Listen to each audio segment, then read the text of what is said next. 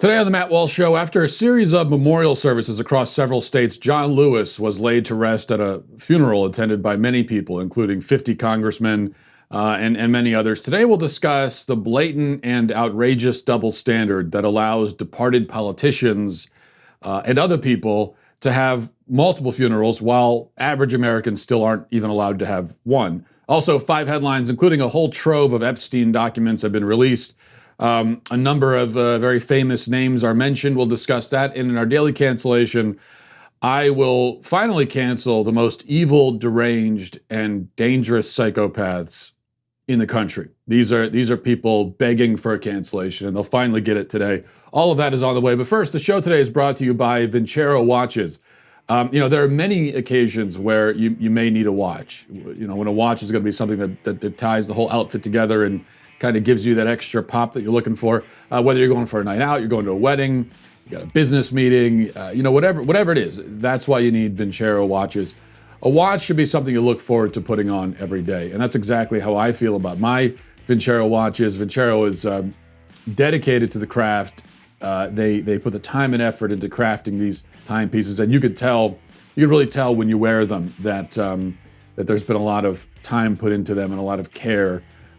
These are not just like factory assembled cookie cutter watches. These are watches that a lot of effort and time have been put into. With Vincero, there's no brand name markup, no big time price tags. Their promise to you is simple: solid, well-made products that you will enjoy wearing. During this time, they continue to do right by their buyers as well. These guys, they know just how important it is to shop from brands that you trust. So go check out their watches at vincerowatches.com/Walsh. You get access to our exclusive discount as well. Vincero offers free shipping, 30-day returns, and they guarantee your watch for 2 years. And this is why they have over 22,000 5-star reviews. Don't trust me. Trust what the people are saying about Vincero watches. If you visit vincerowatches.com/Walsh, when you purchase, the discount Walsh is automatically applied at checkout. So it's that easy to shop. That's how you get the discount. That's just make sure to put it vincerowatches.com/Walsh. Like I said, these are timepieces that you're going to enjoy wearing every single day. And if you don't, Vincero will make it right. That's their promise to you. If you don't like it, they're going to make it right. If you don't love it, they're going to take care of it. But you will love it. I guarantee you that. Go shop Vincero. The deal is really too good to pass up. Go to VINCERO watches.com/Walsh. Do not pay full price on these beautiful timepieces. Take advantage of our exclusive discount and get up to 20% off for your entire order. Okay, Representative John Lewis laid to rest at a funeral in Georgia on Thursday. The funeral, attended by dignitaries, former presidents, politicians from all over the country, including 50 members of Congress were there. It was a culmination of several days worth of memorials and public remembrances for the late congressman and civil rights icon.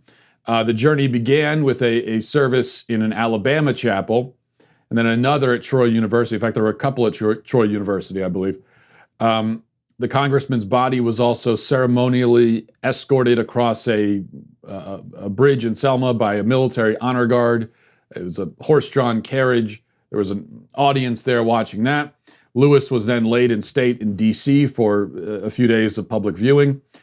And then he was brought back down south to Atlanta for a series of memorials on Wednesday, followed by the funeral on Thursday. In all, there were more than 10 ceremonies across 5 different cities in 3 different states. 2 states and D.C., I guess. The final ceremony, the funeral, was invite only, but many of the pews, if you look at for instance, this screenshot here, you can see many of the pews were still packed tightly with people sitting shoulder to shoulder. Now, under normal circumstances, I would not begrudge a prominent figure like John Lewis his memorials and posthumous celebrations. Lewis, obviously isn't the first such figure to have memorials like this. John McCain died 2 years ago, and he had a similarly packed schedule of memorial services. But the difference between 2 years ago and today, obviously, is the coronavirus and the accompanying lockdowns and restrictions that we have all been under, or at least most of us have been under, in most circumstances. And that's the point. For months now, many Americans have either been prohibited from holding funeral services at all for their deceased loved ones, or have been forced to hold very small gatherings attended only by immediate family members. I know people who have been in this situation. All of us know people, or you might be one of these people. I've heard these stories. I've gotten many emails from people talking about this. The father died, a grandfather, even a child died. And either there was no funeral or there was just a very small funeral attended by immediate family members. The CDC labels large or medium-sized in-person funeral services as, quote, highest risk events. And in many places, such events are still banned. There was a funeral director who wrote an article for the Washington Post back in April, and the article said that saying goodbye to a loved one has become a lonely affair. And that's true, but not for everyone. A whole series of exceptions were made for John Lewis, just as they were made for George Floyd's various memorials and funerals. Now, granted, as I said, under normal circumstances, it would make sense for John Lewis to have all these memorial services, and under normal circumstances, there's nothing absurd about it. Under any circumstance, to have all these memorial services for George Floyd and the golden casket and everything, even without coronavirus, would be totally absurd. But even so, when it comes to coronavirus, exceptions made in both cases. And the exceptions don't just apply to the events themselves. Buck Sexton makes a good point. He points out on Twitter that DC regulations require that travelers from Georgia must self-quarantine for 14 days. Well, will the 50 congressmen who attended Lewis's funeral in Atlanta, are they going to proceed directly to self-quarantine for 14 days? Somehow I doubt it. And this has always been the problem with the coronavirus policies and restrictions.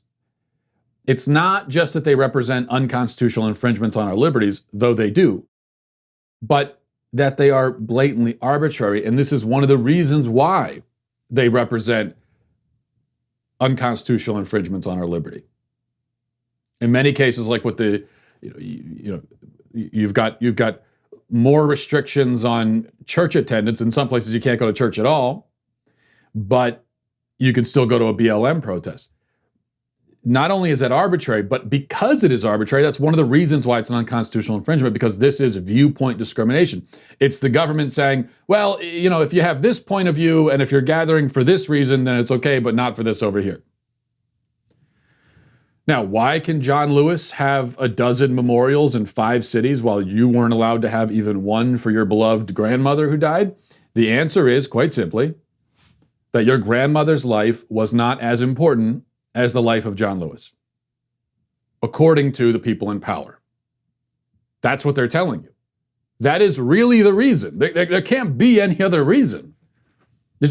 Right now, nobody else would be allowed to do this. You wouldn't be allowed to have, for most people who die, it wouldn't be an option anyway to have multiple memorial services. But the point is, you wouldn't be allowed to. You just simply couldn't do it almost anywhere in the country.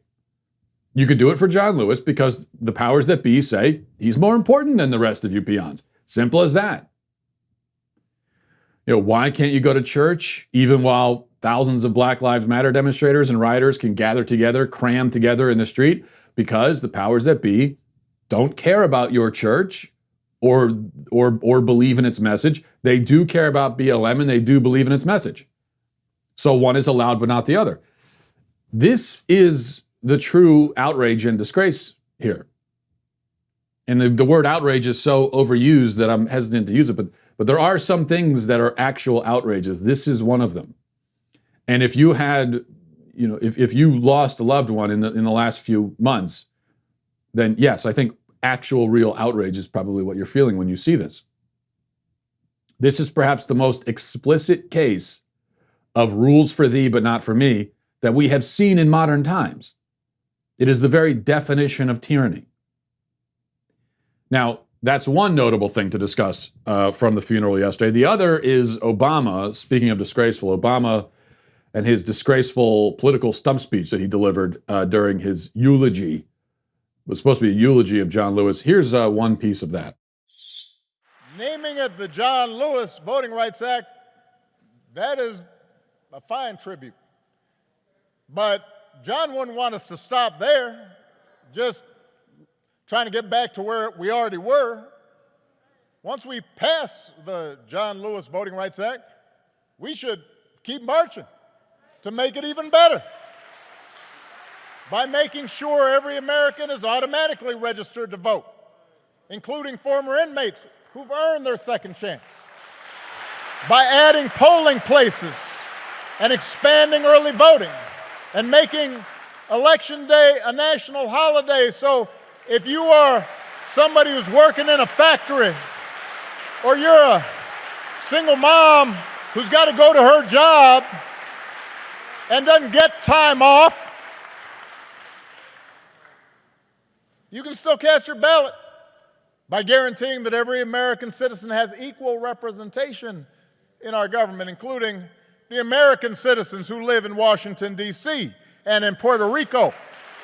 They're Americans by ending some of the partisan gerrymandering so that all voters have the power to choose their politicians, not the other way around.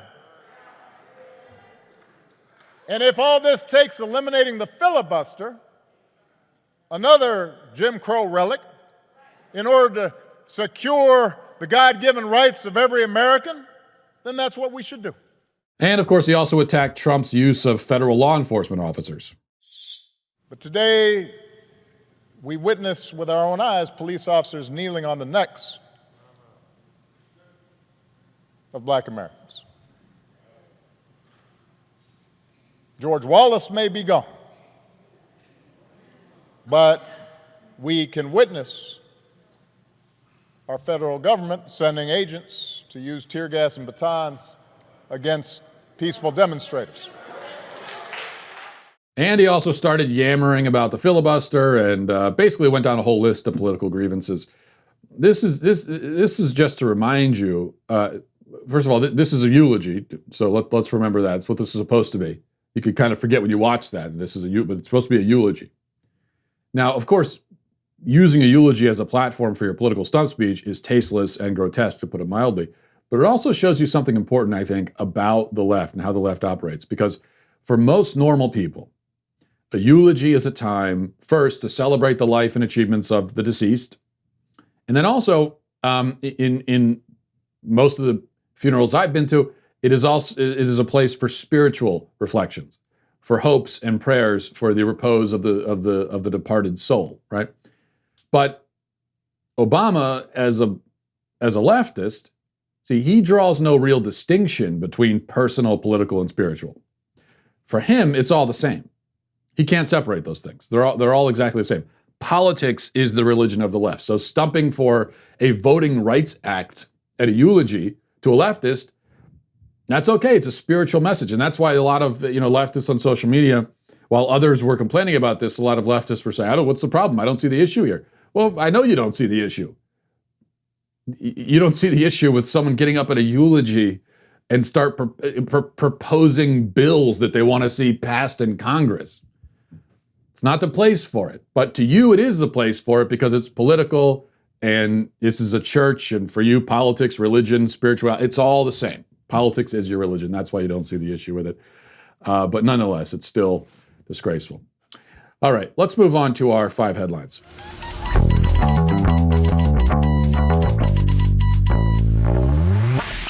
Well, as we're about to get into some interesting news here, here's something. The SpaceX capsule will be landing this Sunday, August 2nd. The first time that SpaceX will have completed a successful crewed mission to the International Space Station. The first time in over a decade that a crewed spaceship was launched from the United States. So in short, it's a pretty big deal. And we're going to be streaming it across YouTube, Facebook, and dailywire.com, featuring a special all-access live discussion with Daily Wire God King Jeremy Boring. All access members can join the chat and talk to Jeremy during the live stream of the mission. And then you can stick around afterward for a live stream Q&A where you can watch him answer your questions in real time. So don't miss out. Join All Access at dailywire.com and get 20% off with code ACCESS. That's dailywire.com/Walsh, 20% off with code ACCESS. Number 1, the Ghislaine Maxwell case. I still don't know if that's how you pronounce her name. I'm not sure if anyone knows how to pronounce her name, but I'm just going with that. Hundreds of pages of documents were unsealed last night. Some of the documents are transcripts from a deposition with Virginia Roberts, the woman who alleges that she was trafficked, one of many women trafficked, hundreds of women trafficked by Maxwell and Epstein, and she was a minor at the time, like so many other women were. Other documents like emails and other things are included. For example, there's an email between Epstein and Maxwell where Epstein appears to be feeding Maxwell a statement that she can give to the press denying allegations against her. So stuff like that. More interesting are the names that Roberts gives. She said that she was directed to have sex with, be abused by Alan Dershowitz, former New Mexico Governor Bill Richardson, a number of prominent businessmen and financial guys, and she names Bill Clinton as a guy who was on Epstein's sex island, though she says she never saw him commit any crimes. But you know, Bill Clinton on sex island, I think we could use our common sense on this one. My concern, to be honest with you, is that this will be, it almost, that it will amount to zero consequences for any of these scumbags. One, because there's no justice in the world, especially for rich and powerful people. We know that. And also, two, because there are so many names and so much information and so many documents that I guess I'd be concerned that it all sort of ends up getting buried under the avalanche. And there's not any particular focus on one of these guys or the other. I hope that doesn't happen, but that's my worry. And in any case, this is just the tip of the iceberg. There are many more documents out there, and many big names, by the way, were redacted on the documents that we saw. So we'll see what happens. The names that we really need to see, I think, are the people who are still currently wielding power. Most of the names we've gotten are former this or that, former politicians. I want to see the current ones too. Number two, St. Louis prosecutors will not charge Officer Darren Wilson in the death of Michael Brown.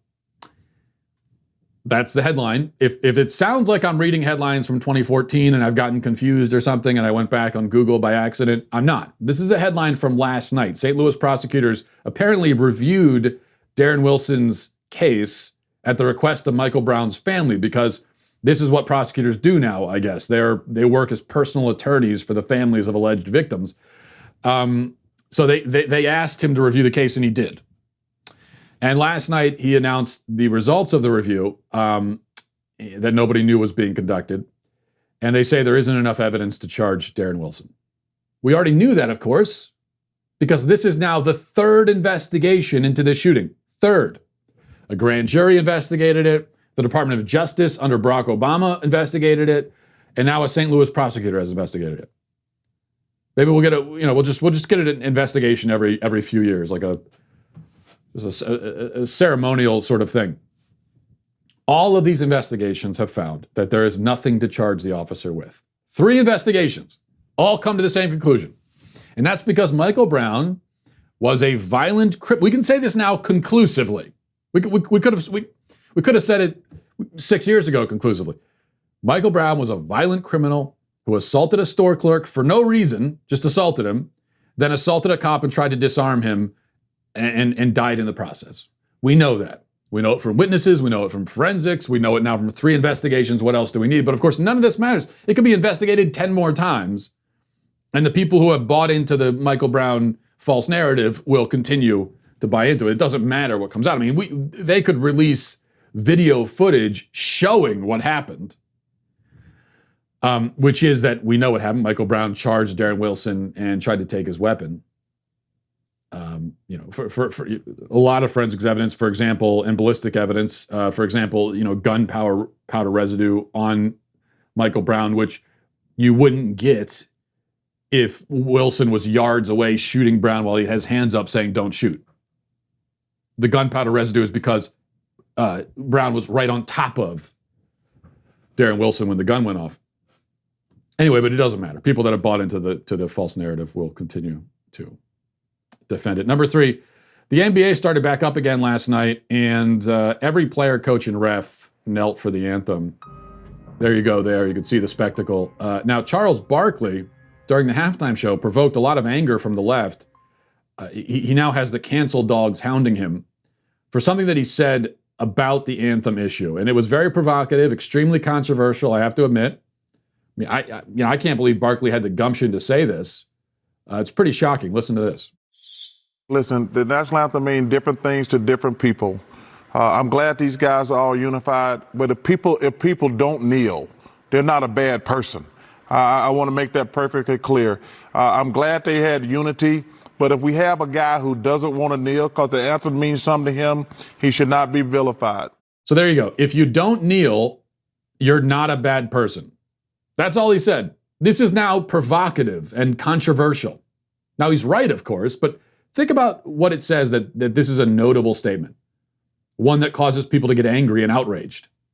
All he's saying is, well, you're not necessarily a total dirtbag if you don't kneel. And the left treats this as a shocking claim because they demand, of course, total and absolute and unthinking allegiance to their cause and adherence to their talking points. But think back even a year ago, 2 years ago, you had to defend, the left had to defend people kneeling. And now, if there's any defenses, it has to be a defense of people not kneeling. That's how quickly this issue has shifted, which is one of the advantages of owning the culture, as the left does. Number 4, Ellen DeGeneres, who has been the target of a lot of criticism recently for, in this case, warranted criticism, for all the countless reports of her being an abusive sociopath to her staff and interns, allegedly, has sent out a letter. Variety tells us it's an emotional letter, an emotional apology letter to her staff. She's taking accountability, apologizing. Here's what she says. She says, "Hey everybody, it's Ellen. On day 1 of our show, I told everyone in our first meeting that the Ellen DeGeneres show would be a place of happiness. No one would ever raise their voice and everyone would be treated with respect. Obviously something changed, and I am disappointed to learn that this has not been the case. And for that, I am sorry. Anyone who knows me knows it's the opposite of what I believe and what I hope for. I could not have the success I've had without all of your contributions. My name is on the show, and everything we do I take responsibility for. Alongside Warner Brothers, we immediately began an internal investigation, and we are taking steps together to correct the issues. As we've grown exponentially, I've not been able to stay on top of everything and relied on others to do their jobs as they knew I'd want them done. Clearly, some didn't. That will now change, and I'm committed to ensuring this does not happen again." And it goes on from there, but that's basically it. That's the gist of it. That's the tone. She's accused of being a horrible boss who abuses her staff. And what's her response to that? She blames her staff. This is a total passing of the buck to her staff, who are the ones who originally accused her of being a bad boss. And so to prove them wrong, she's blaming them. Zero accountability, zero responsibility, does not apologize at all for her behavior, and lays the blame on her staff. Amazing. Although, in fairness to her, you can kind of see why what else is she going to do? I mean, the only other option is to come out and say, yeah, you know what? I am a total scumbag. I'm awful. My whole shtick has been fake. I'm not a nice person. I'm a really terrible person. I'm sorry about that. Now, I would respect it if she came out and said that, but it's just when the accusation is essentially nothing less than you are at the core of your soul a scumbag,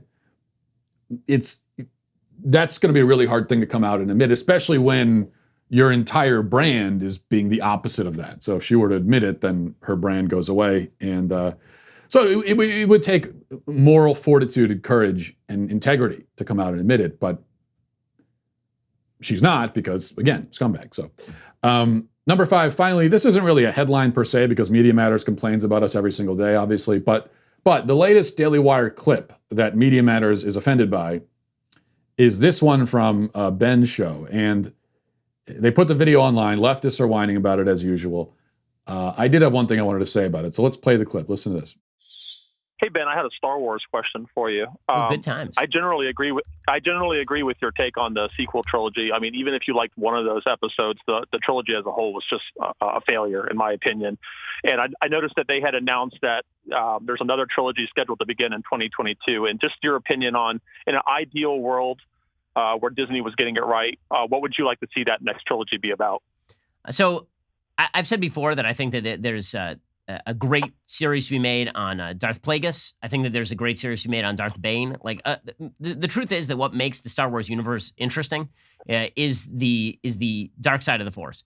And so all the focus on the Jedi is actually a lot less interesting than the focus on the dark side of the Force and its seductiveness. So I guess that the High Republic is supposed to be their sort of prequels. It's based on other Jedi, which is fine. I mean, that's all fine. They haven't really rolled out exactly, how SJW this is going to be. I know that the Disney kind of Imagineers have decided that they're only going to have female heroes from now on, which is absurd because Star Wars is essentially a little boy's property. I mean, if you look at like the percentages of people who really are huge Star Wars fans, it breaks down pretty heavily male, I would think. But I haven't seen what I'll be curious to see what they do. To me, the only redeeming feature of the sequels in Star Wars is the fact they actually finally explained why Rey was such a Mary Sue. Like that, if they had not, then it would have been incredibly annoying. But yeah, I'm curious to see what they're going to do. I just hope that they don't do what they've been pledging to do, which is, kind of throw in a bunch of SJW nonsense. How dare he? I, for one, am shocked and appalled by Ben Shapiro's sexism. Appalled. Now, granted, of course, he's absolutely right, but still. Star Wars is primarily a boy thing. Most of its fans are boys. Not exclusively, but mostly. That's just true, okay? You might not like it. It might make your tummy hurt when someone says it, but it's true. It's just a fact. But what I really want to say here, just using Ben's point as a platform to jump off of and into the abyss, this push in general to inject female action heroes into every damn movie and franchise is annoying for the same reason. And it's really becoming, I mean, you go to Netflix or wherever, every cop show or action film or whatever it is, almost all of them have female leads now. And yeah, it gets a little silly after a while. Silly because in many cases, these are still genres with mostly male audiences. The left, they're the ones that say that representation is important, right? Because people, when they're watching films, they want to relate to the characters and sort of imagine themselves as those characters. That's the whole reason why we're told that representation matters in film. Well, okay. That's also why it's dumb to turn every action film with a mostly male audience into a feminist fever dream. And it's not just the male audience either. I mean, I've spoken to many females who are also rolling their eyes at the girl power shtick and have had enough of it. Yes, these are fiction stories. Most of these sorts of films are not exactly hyper-realistic to begin with. Even so, the suspension of disbelief really gets a hell of a workout when you're watching a 120-pound hot chick beat up a bunch of brawny 250-pound dudes, right? Yeah, seeing Liam Neeson in a movie like Taken single-handedly kill like 300 Albanian sex traffickers with his bare hands by himself, that's not exactly true to life, okay? I mean, you're at no risk of mistaking that for a documentary, though it would be one hell of a documentary for sure. But take Liam Neeson out and replace him with like Charlize Theron, and the suspension of disbelief has just snapped. It was already strained, now it's snapped under the pressure, under the strain, and a kind of cool and tense, but also admittedly ridiculous action scene becomes just a straight up cartoon. Now, look, I know there's no way to make this point without the Media Matters headline of Daily Wire host outraged by female action stars or, whatever. No, not outraged. Not outraged. This is not outrage. When you get outraged from me, you know it, okay? No, I think it's dumb and silly is what I'm saying. And a huge percentage of the audience, male and female, agrees that it's dumb and silly. They just won't say it out loud. That's the difference. Okay, let's go to our daily cancellation. But before we do, you got to get the Reader's Pass. We've been telling you about this. It's only $3 a month. You can start with 99 cents a month. If your first month is 99 cents. If you go to dailywire.com/subscribe and get the Reader's Pass. If you want to get the news and analysis without all the left-wing spin, then you got to do that. You get access to all of our exclusive op-eds. You also get, you can be a part of the discussion online with other Daily Wire members. You receive push notifications. You get access to our mobile app, the mobile ad-free access to all of our Daily Wire news, exclusive op-eds, I can't speak, and all of that you get at dailywire.com/subscribe and join today. That was a great read right there. I am a professional, folks. Okay. Let's go to our daily cancellation. This is a very important subject, and I believe I have addressed it before on the show. I don't think I've taken the time to issue a cancellation related to it. I don't think. If I have, then I'm repeating myself, and just deal with it. Stop complaining, okay? This is my show. Don't judge me. So I want to show you something. This is a real photo. I took it myself. It's difficult to look at. I warn you. If you have kids in the room, I would say have them turn away for a moment. Not appropriate for them. I don't even know if they're going to let me show this without blurring it out. It is pretty graphic. But okay, here we go. Here's the picture. As you can see there, those are shopping carts in a Walmart parking lot, left in the middle of the parking lot. This is what I stumbled across yesterday. There is a cart corral not but 20 feet away. Look at the one closest to the grass. That's 5 feet from the receptacle. 5 feet. This is someone who, almost to make a point, had pushed the cart nearly all the way there and then said, no, I can't go any further. I can't. I can't. I've gone too far. My legs will give out. It's too much. And then they just leave it there. And this was a breezy day yesterday, by the way. Those are not shopping carts. Those are torpedoes. All it takes is an errant wind to send one of those things crashing into someone's side panel.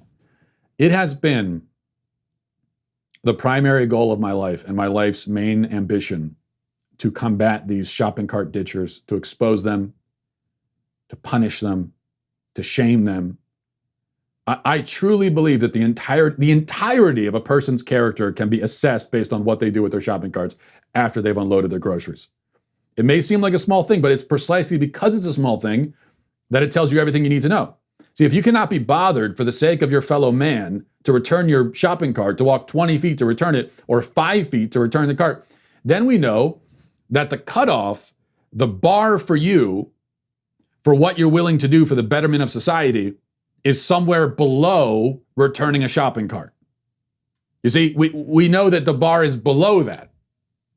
Maybe there are some things you're willing to do for society and for your fellow man, but it's not anything as significant as returning a cart. I'll put it this way. If you're trapped in a burning building and a shopping cart ditcher walks by outside, are you going to have any confidence that he's going to run in and save you? No, because this is someone who won't even put his cart away to save your vehicle from getting scratched. You think he's going to risk his life? No, of course he's not. Which is why if there was a shopping cart ditcher trapped in the burning building, I would just leave them to their death. That's a little strong, isn't it? I'm coming on a little bit strong. I'll pull back just a smidge from that. Here's my point. There's no excuse. So someone said to me yesterday, when I was complaining about this online, because this is, like I said, I'm a professional. This is what I do. Someone said we have to make exceptions for the elderly and disabled and mothers with children. We have to, everyone else, but make exceptions for them. Sorry, no exceptions. First of all, if we made exceptions for old people and women, then who exactly are we holding accountable here? Because that's like 85% of a grocery store's clientele. But more to the point, if a person is capable of getting the cart to begin with, walking around the store with it, doing the 19-mile lap around Walmart, going back to their car, then they're capable of going back to the cart corral. I don't want to hear the excuse. If you've already done all that, it's time to return your cart, you can't suddenly go, oh, I'm too old. I'm old, I can't do it, my knees. So I've had an attack of old suddenly, and I just can't anymore. I've already walked 57 miles to get everything at Walmart, but this the last 10 feet, I simply can't do it. Can't do it. No. We've seen what you're capable of, all right? Return the cart, Gramps. No excuse. As for mothers, I don't want to hear that excuse for a minute. I've been shopping with 4 kids by myself. I might not be a mother. I could be a mother for all you know these days, okay? If I choose to be a mother, then I am. Whether I am or not, I return the cart. If I can do it, you can do it. It's not that hard. Put the kids in. Let me explain how this works. Here's the process for any mothers who are confused about this. put the kids in the car, put the groceries in the car, return the cart, and then come back to your car and drive away. Happily ever after. Not hard to do. But I don't want to leave my precious children in the car alone. You can't leave them in a car while you walk 15 feet away? Really? What's going to happen when in that 15, in the 20 seconds it takes you to do that? What do you think is going to happen? What's the worst case scenario? It's hot out. I can't leave them in the car. What do you do when you're at a gas station? I hope you don't leave the car running while you pump the gas. Do you take all the kids out at the gas station? All right, kids, get out. Come stand here at pump 5. I can't leave you in the car alone. Come on. Don't be ridiculous.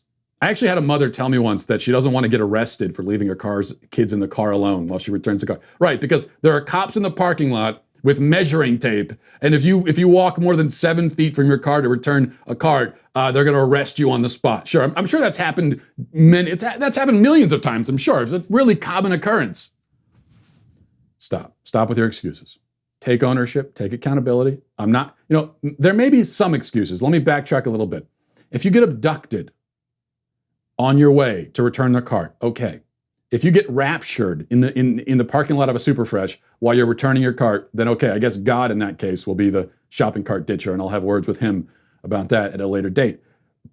Or even if you're, say, Batman, okay, and you're in the parking lot, you see the bat signal, and the Riddler is about to blow up City Hall, and you've got to go, and okay, fine, I'll allow for that.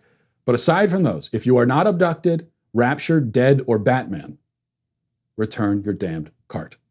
You scoundrels. Scoundrels and rapscallions, the lot of you. That's what I say. Canceled. And we will leave it there. That was, what was that, 10 minutes on shopping carts? Okay. There's nothing else going on in the world. It's not like there's more important news happening in the world. So I'm going to carve out some time to talk about shopping carts because this is an important issue. And I'll leave you with that for the weekend to ruminate on and meditate on. Talk to you next week. Godspeed.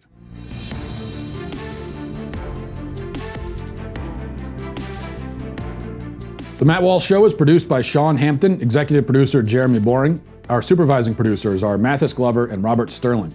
Our technical producer is Austin Stevens, edited by Danny D'Amico, and our audio is mixed by Robin Fenderson.